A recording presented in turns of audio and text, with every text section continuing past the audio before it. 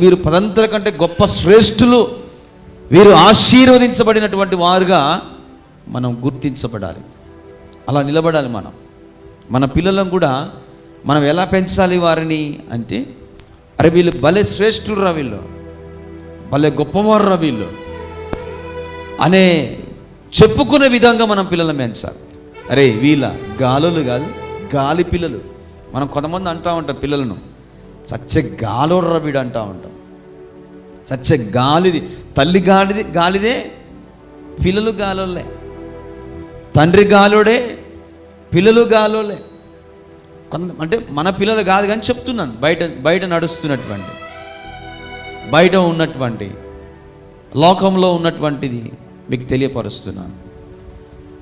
మన పిల్లలు ఎలా ఉండాలి, మన పిల్లలను ఎలా పెంచాలి, మన పిల్లలను బట్టి అనేకులు ఏ విధంగా చెప్పుకోవాలి. ఈ దానిలను